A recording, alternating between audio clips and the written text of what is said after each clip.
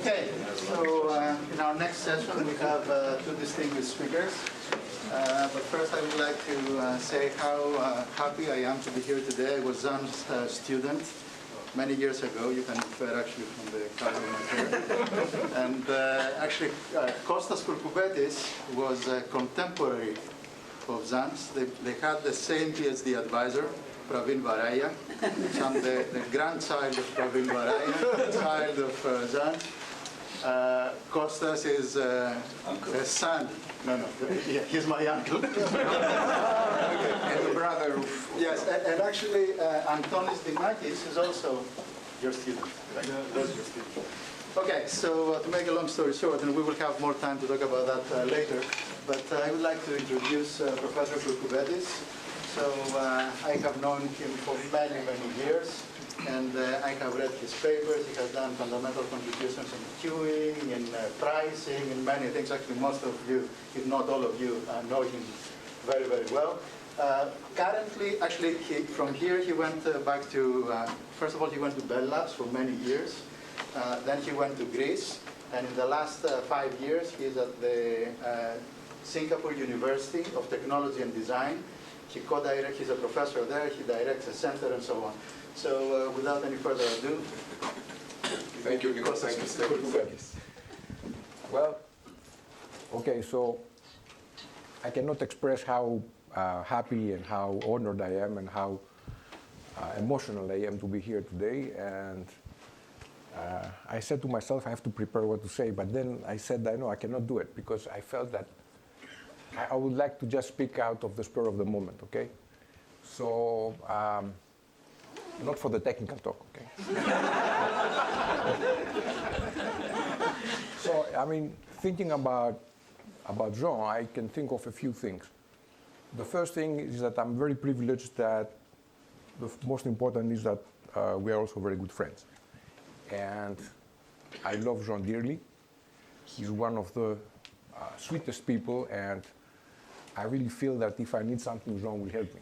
And I cannot say this for many other people. So that's the first thing. The second thing is that probably I'm very privileged also because I have been a co-author of Jean in many papers.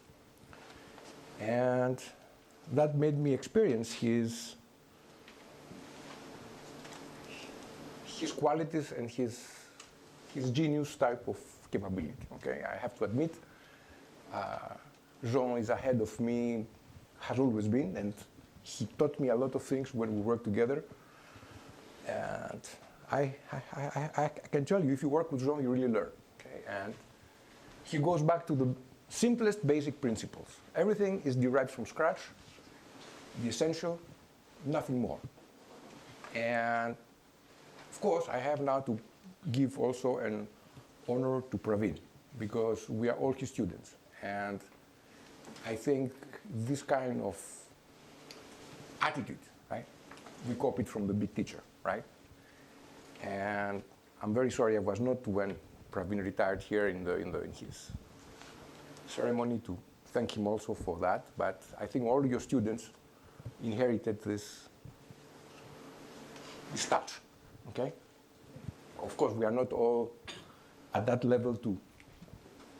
I mean, we are not as good as that, but we always try to copy that, for the good or for the worse. Okay? Because once you have been touched by that attitude, you cannot become an entrepreneur, you cannot cheat, you cannot fight, you cannot be greedy, and then you keep always being, a good, honest scientist, which it used to be like the style in the 80s and the 90s, but then I think today we all have to sell things and we have to compete with things and we have to really sell things we don't really care for. And anyway, I think most of us in this room come from the old good times, the old good times of Math Center in the labs or of Berkeley without projects. And it was really something that can never happen again. And we all share that, and we are very lucky to be in this world that time. So those are the two things I would like to mention. Of course, I have many more, but I save them for dinner, okay? Right. let's go back to that thing here, which is not interesting, right? But I think what is interesting is that both myself and Antonis have been in close collaboration with Jean. So as Nico said, we overlapped at Berkeley.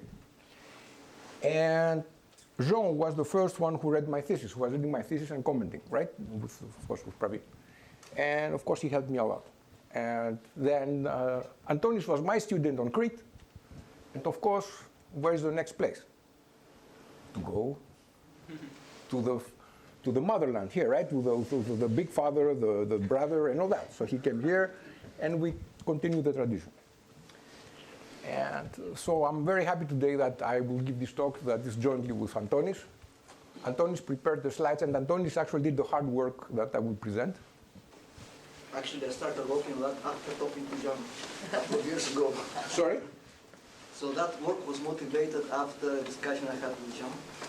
Most of the things we did and I did in my life have been motivated actually with Jean. All the work on pricing and network economics I started. Of course, Praveen initially, even my thesis, we had a game theory issue about sharing resources, which people did not care about Pareto and economics.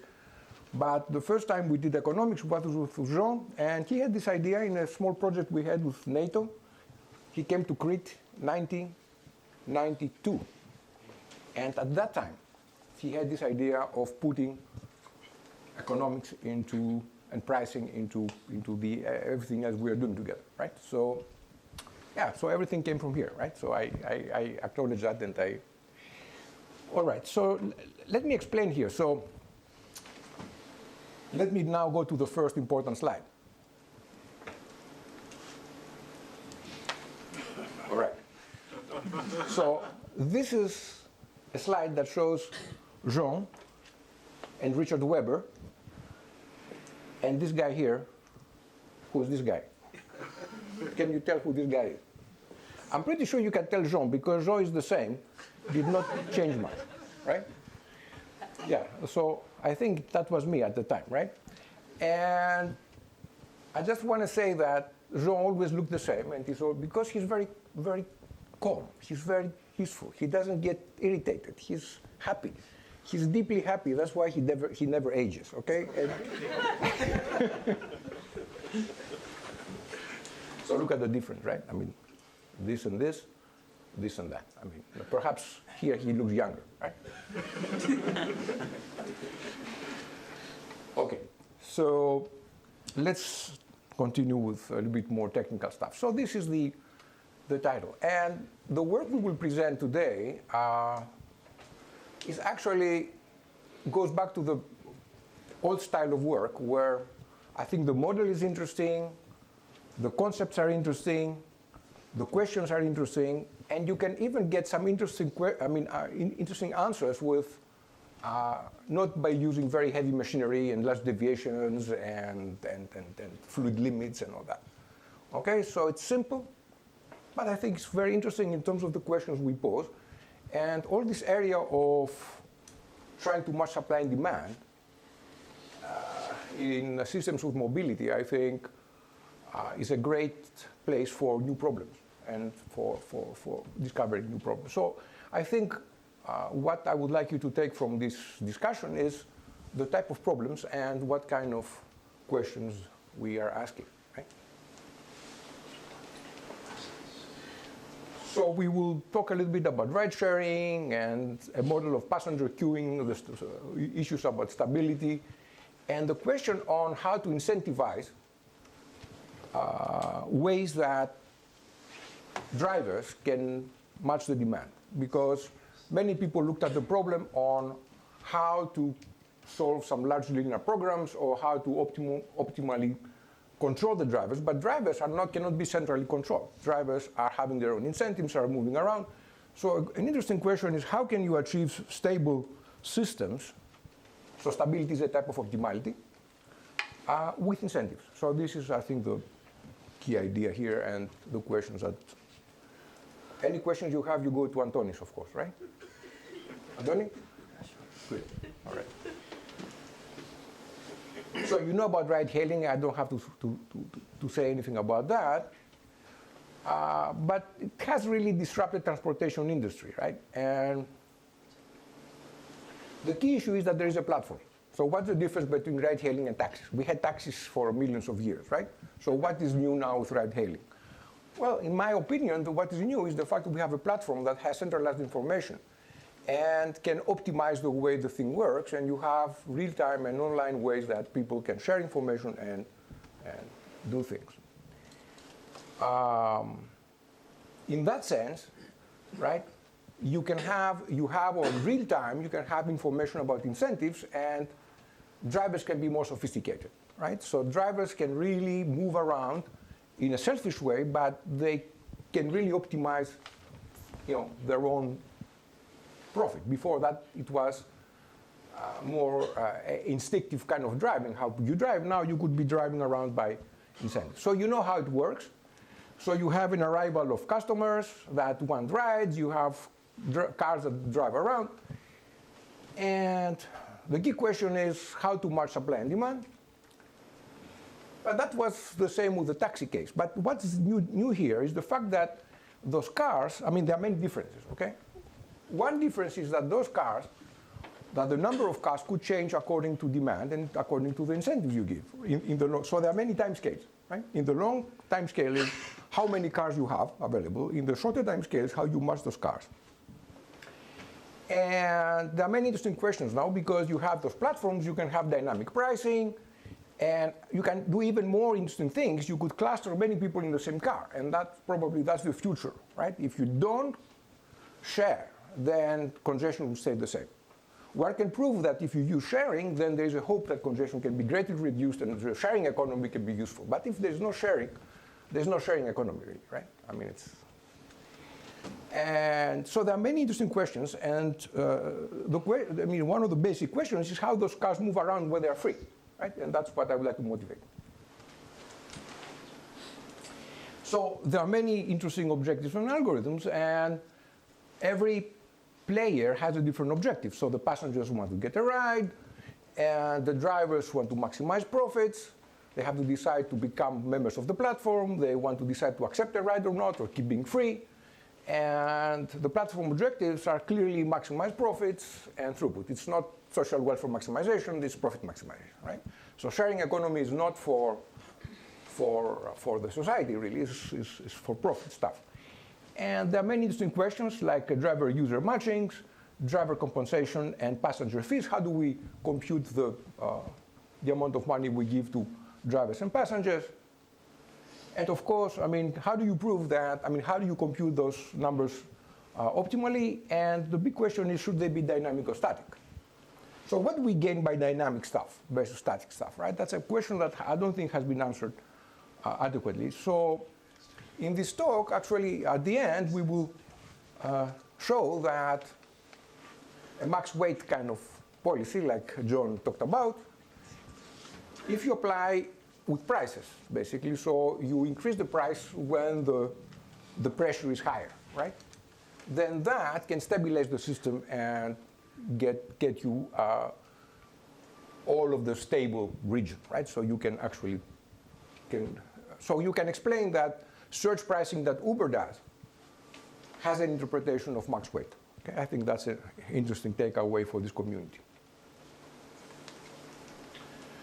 I'm not going to go into too much about existing work, but just to give you an idea, there are so many different aspects in this problem that different people looked at different aspects. So there have been questions about how to match optimally supply and demand. So how do you model demand? So customers arrive, do they queue? They don't queue, right? So many people, most of the work has been without queues. People come, and if there is something you can match them, they stay, otherwise they go, right? So it's always stable, but it's not optimal, right?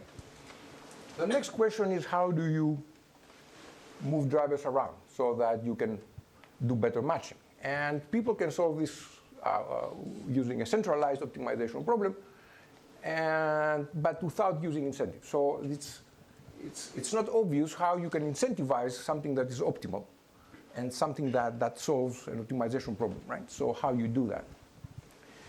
And other people looked at things in the long-term equilibrium. So you choose prices which induce eventually many drivers to become members of the platform and eventually to get a better revenue. But this kind of long-term stuff might not be appropriate when you want to control your costs within the next hour where you have a certain pattern of demand, right? So again, timescales are very important. And if you look at different timescales, you get different models. That's all I want to say. So there cannot be a unique model to capture ride-hailing. And all of them tell us something, right? But it's very hard to put them together, of course, yeah, as usual. So, I mean, it's a very rich, I think, topic. So our work has been actually on smaller timescales where we assume a fixed number of drivers, and the question is how do you move them around, right? And we care for stability. We want to be able to match exactly the demand in terms of rate stability. And there is queuing. People don't go away if they are not served. So I think it's a good idea to use a toy example to illustrate some of the questions, right? So a circle represents a location. So let's break our geography into locations. So here we have 3 locations, 1, 2, 3.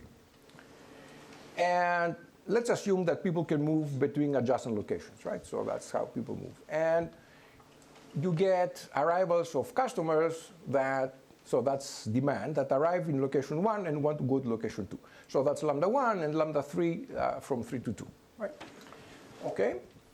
And how do those guys go back? Well, if you have cars that will be serving those customers, every car that goes here somehow must go back here in order to just pick up customers. So if you would like to have a stable system, necessarily you need at least a flow of cars of already lambda 1 going that way. So now the red, think of the red as being drivers, right? As being cars which are busy with customers. They should match lambda 1. And the blue are the free ones. Free is if I don't carry a customer, they have to, so I must be getting that, right? At least. So the first question is, what is the stability condition? Stability condition in terms of how many cars I need. What's the minimum number of drivers? And that's one of the fundamental questions we ask in our research is, how can I make a system stable with the minimum number of cars? So in that case, what's the minimum number of cars? Okay, clearly, let's say that the time it takes for every transition from region to region is 1 unit of time. In that case, you are going to have lambda 1 cars on that per unit of time on this path, lambda 1 cars here, so you're going to have 2 lambda 1 cars on that part of the network, 2 lambda 3 cars there. So you need at least a number of drivers D to be more than that, right? Okay. But think about it, what is the issue here? When a driver is in state 2, so let's say lambda 3 is twice lambda 1. So in that case, I want with twice a bigger rate of drivers going that way than going that way. But the car that comes here and is free, why should it pick with bigger probability to go to 3 than to 2, right? Than to 1, right? That's the question. So for example, if I could control them completely to do that, then I only need D, right?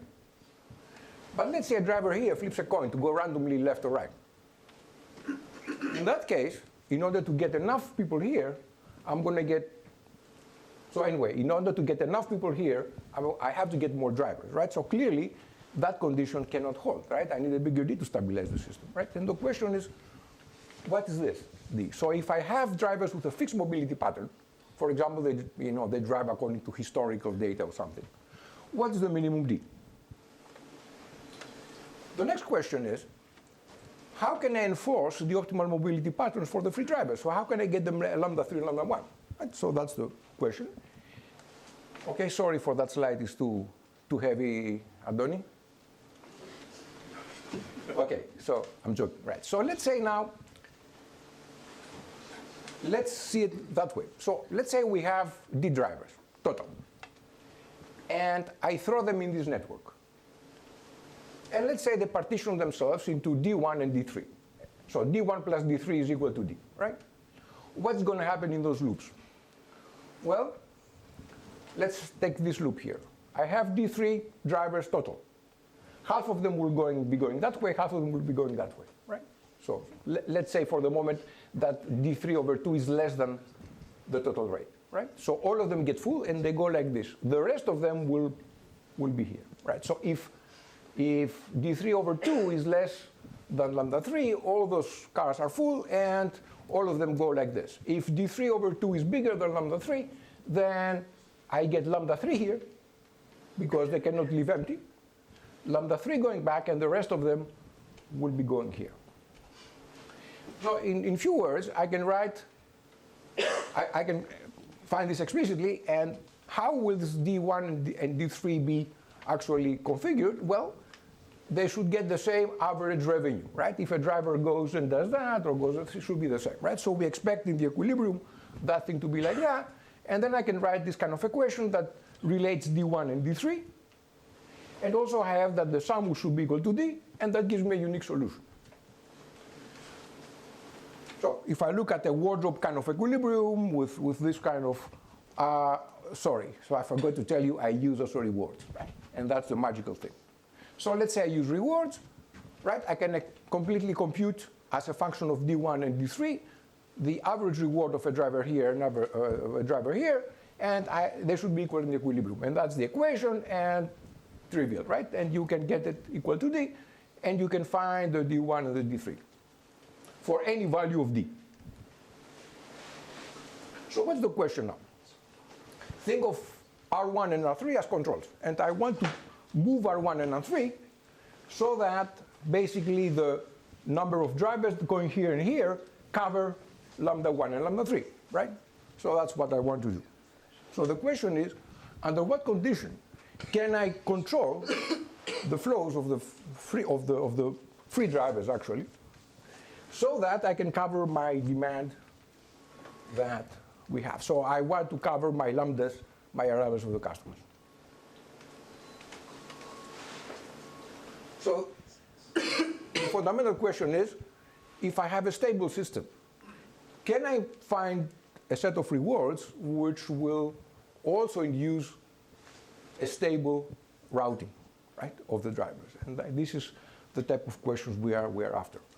And the previous question that we said before is that if free drivers have a fixed mobility pattern, what is the minimum number of drivers I need, right? So these kind of questions are the questions we ask. Of course, here we assume that drivers are rational optimizers, which means that they can compute average rewards, they can solve MDPs and all that, which is not, of course, it's not. I think it's a little bit far-fetched, but always what we solve in theory is, a contrived question that says if things were done really well, I mean correctly, then how things should behave. But you can imagine that drivers will have apps which run for their own benefit, and the drivers share information about revenue they get in different routes, and they could actually create a very nice incentive system they use in order to drive and get more money. So drivers, so it's not the platform that tells you. Platform could tell you the wrong thing. But the driver is now smart, right? So that's the idea. How much time I have?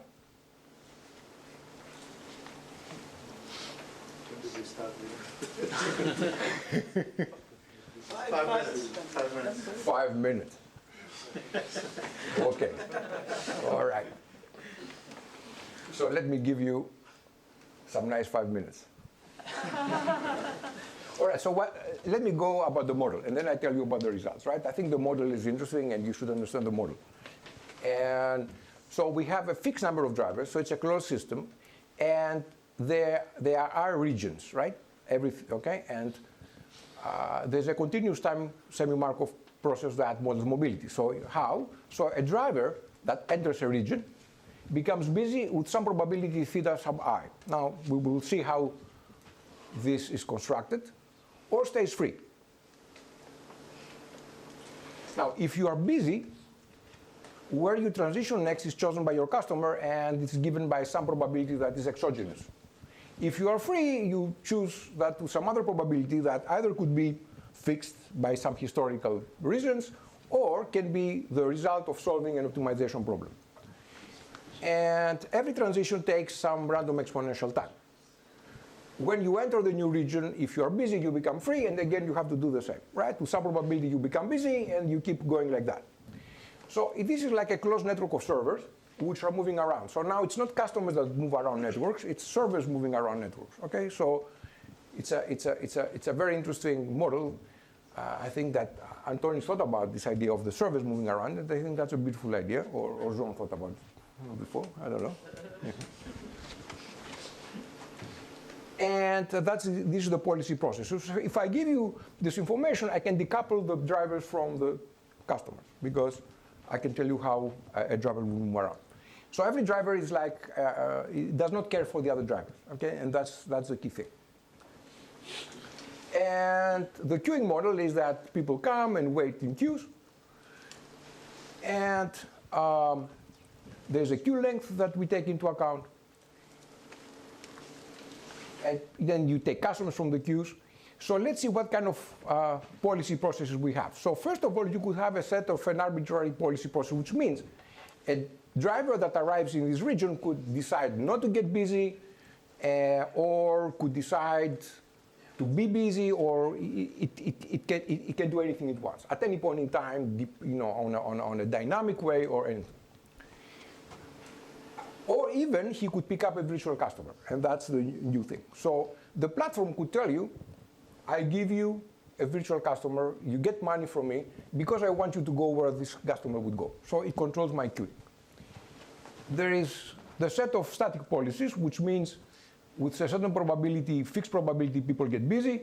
There is the set of policies which do not allow virtual customers, who would say, you cannot leave busy from that region unless there is a customer there. And there is a third one, which is work conserving, that says that if there is a customer, you have to get busy. So there is lots of policies here. That's the most general one, where drivers can move around in an arbitrary way, and those are more restricted ones and more practical ones. And the optimization, the optimality we try to solve is about stability, rate stability, right? So I want to be able, in the long run, to get the rates of arrivals equal to the rates of busy drivers. And the question we ask is, what is the stability region if you allow any kind of policy, the largest one? What happens if you have static policy, which means a driver that goes to a region has a guarantee with a probability that she's going to get busy, okay? And if there is nobody there, perhaps he gets a virtual customer from the platform, right? So I guarantee this kind of probability of getting a customer to the driver. And that's the case of having no virtual. I cannot do that. He always has to get a customer. And this is the case that if there is a customer there, he cannot be free and continue, but he has to get it. Right. And so this is the type of questions we have. And of course, there is a parallel thing. How do you move freely? You can solve the question, you can ask the stability condition if drivers have a fixed way they move when they are free, or if you can even control that. So there are two cases. So let me just go to the key results. So what are the key results? Well, I don't think I have time to do that, but I can just summarize them, right? So let me summarize those key results. So the key results, let me go here, is that basically the biggest stability region that you can get over all policies is strictly bigger than, so if you allow me virtual service, it's strictly bigger than if you force me to always carry customers, right? And can be strictly bigger, right? And if I can control your trip by incentives, then actually all those collapse to the same one, and I can incentivize the biggest possible set. We can get the R's by solving some optimization problems that are Lagrange multipliers of a dual and all that, and you can actually control how people will be moving around so that if something is stabilizable with a number of drivers, then I can get it.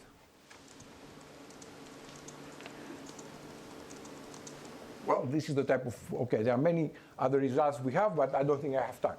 But so that's the idea. The idea is that you have this model of servers moving around, and you have these different policies of picking customers. And you can have interesting constraints on when something can become busy or not. And then you can ask those questions about matching supply and demand, right? and incentives. The last thing I like to talk about is that if I make my prices to be proportional to the queues of customers in the different regions, then that system automatically achieves the biggest stable region. Okay, so this type of search pricing is optimal in terms of stability. And you don't have to compute anything, because otherwise, the optimal static prices, you have to compute, you have to have all those parameters of the system, the arrival rates, the things, which of course they don't make sense, right? Well, they do make sense in some kind of approximate way. But if you want to have a robust system, then a dynamic pricing works very well. And it also works much better for delays. If you look at delays, the same policies which are stable, with the same number of servers, max weight gives you lower average delays. Okay?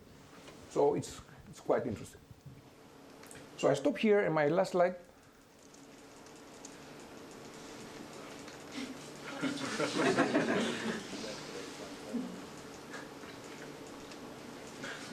Why so many slides, Adoni? Okay, here, that's my slide. Okay? So I say good luck for the new life.